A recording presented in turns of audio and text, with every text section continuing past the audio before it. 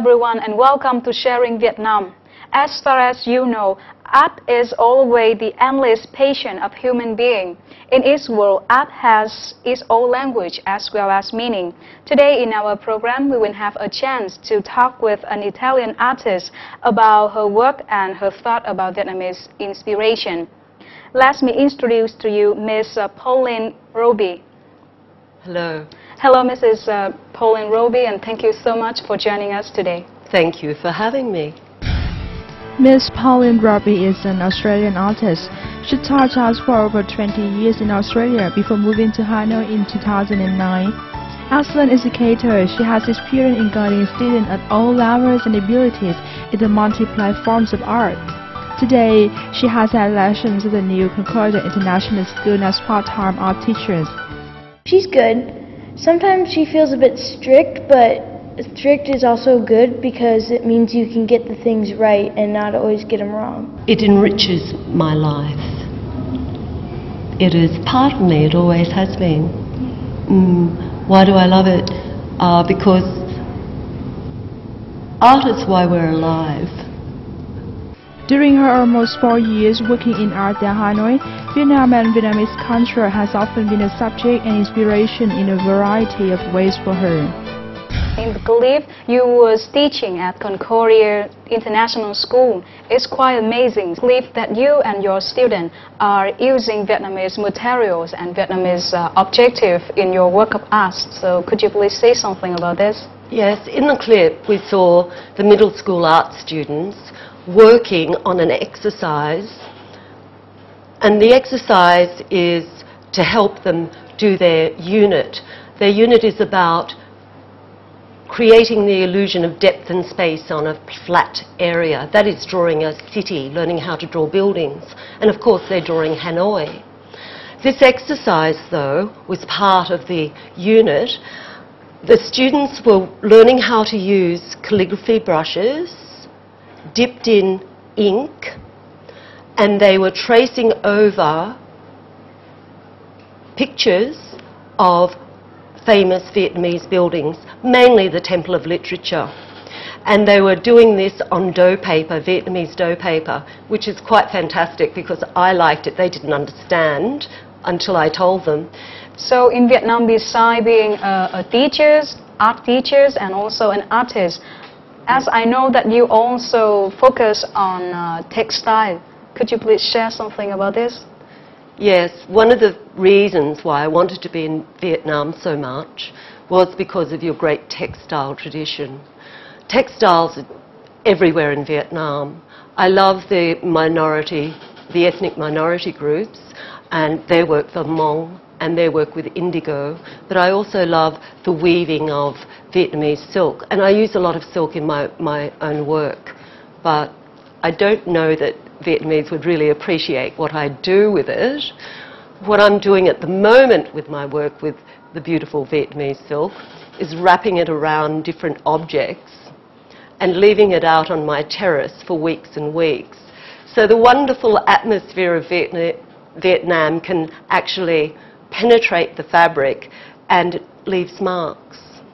So today, for example, you have a wonderful scarf. So is it the kind of textile that you are doing in Vietnam and also in your countries? No, this is a textile that I used to make many scarves in Australia.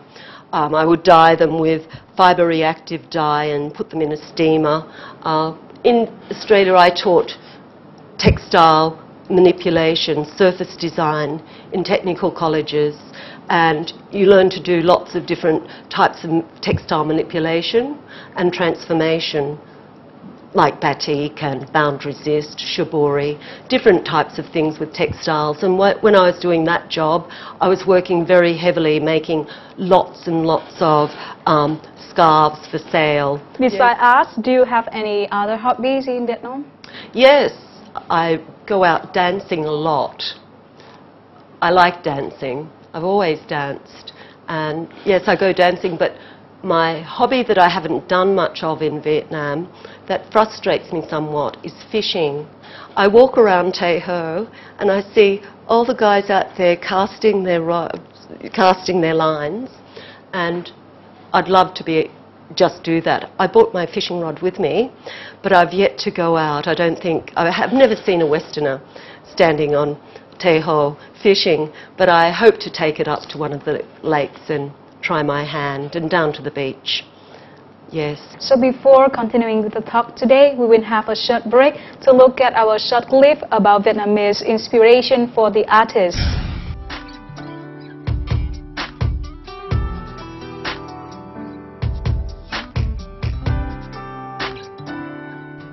It can be said that Vietnam, as well as Vietnamese culture and traditional beauty, has become the inspiration and subject of many work of not only Vietnamese artists but also foreign ones. Vietnam is an inspiring paradise where everyone can find in the dawn or sunset. It may be a well, a cornea heart, lotus flowers, water poppies, or perhaps the running face of eyes reflecting lights, or maybe just the way Vietnamese people sit and drink coffee together in the street coffee shop.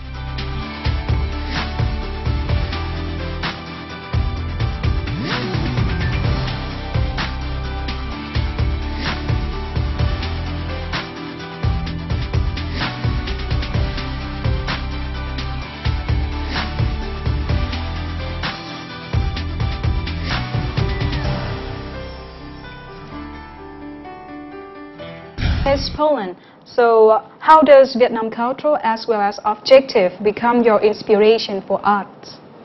As I've already mentioned, I'm really interested in Vietnam's materials, the things that you use to make art. I love the paper and the silk, but also what inspires me is that Vietnam has so many textile, art, music, water puppets, so much art in its culture, the traditions, it's everywhere, and it's in people's lives. That inspires me every time I see a festival and see the masks or see the puppets. So could you please give for us some example for this kind of thing, the thing that inspired you a lot? You have just mentioned puppet, textile and everything. Culturally, something that has inspired me a lot really is the Hmong textiles and the embroidery. Because I taught so much surface decoration, I find it fascinating. I'm very interested in the way that textiles can denote society status and difference. And you can see that within the ethnic minorities of Vietnam with all their different costumes. Everyone has a different costume, but within the different little cultures, the subgroups themselves, each family or each part of that culture, the family clans almost, have their own motifs and symbols of recognition. And I'm very interested in all of that. So, as you see that we are living in the 21st century, a new century, and yes. What do you think about the conflict in not only Vietnam, in the world, between the modern and the traditional? Well, I think that technology has always changed art. Technology changes art. Long ago, a new colour is found. The artists are going to use it. That's the most normal thing. Today we have internet, we have digital technology, we have wonderful, wonderful things for artists to use. And so the younger artists, just like the dyers use the new dye, the younger artists, and the schools will take on the new technology. It's traditionally what happens. As far as there being conflict, I don't think there are conflict within the people who make the arts, the traditional artists. The traditional artists, it's like two streams. I think the conflict is in people's understanding of the new art. So as for you in this context, what is the most significant key with an artist to access your own style as well as a position in the public? The most important thing for an artist is to work, is to do it every day. is to do what you like, to do what you think is the expression of your ideas the best way that you possibly can. And you do this, and people may not like it, but you just keep doing it. It's very interesting being in the public eye. I think there are many ways that artists become in the public eye, but one of the best ways that I like is a very modern way, and that's graffiti art. I love that young people put their artwork up on walls, and it is an art. It's a public art in public. It's a public type of art. It's for people to share. It's ephemeral. It changes. It's like our modern society. So why don't we have a look at our clip about the 21st century art today?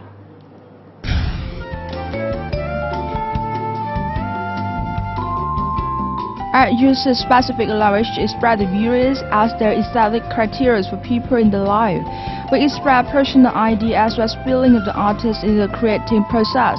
Unlike science or engineering, which always has the common denominators, in the art environment, nobody is the same as the other one. Each artist brings a distinct style. Currently, in the new era, the art of the world is facing great challenges as well as changes. The thinkings about beauty arise many new perspectives and at the same time appear more new art forms. Hello everyone and welcome back. Ms. Pauline, as far as we know, art is considered as a bridge between the people and the culture, make them understand each other more. So what do you think about this? Can we do something to promote the Vietnamese culture to the world through art? I agree with you. Art has always been a bridge towards friendship and letting other people know about their cultures. From time immemorial, art has been a very important friendship maker. I think the world knows about Vietnam's art. It's very, very strong craft traditions, it's wonderful textiles. But I would like Vietnam to sell more and tell the world more about its young artists. And there are so many young, inspired artists here in Vietnam who need help, are struggling, who need to be able to take their exhibitions overseas. And I think that that would be a wonderful thing for the world to see what's actually happening in Vietnam now, because we do know what has happened in Vietnam in the past. But right now there's such exciting things happening. So what about you personally? What are your plans in Vietnam in the future?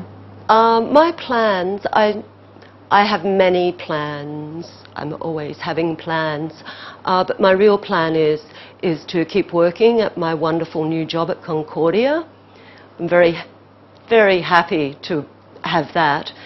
And to keep making artwork. I'm working on a big series of paintings, drawings really, at the moment, of flowers, dead flowers.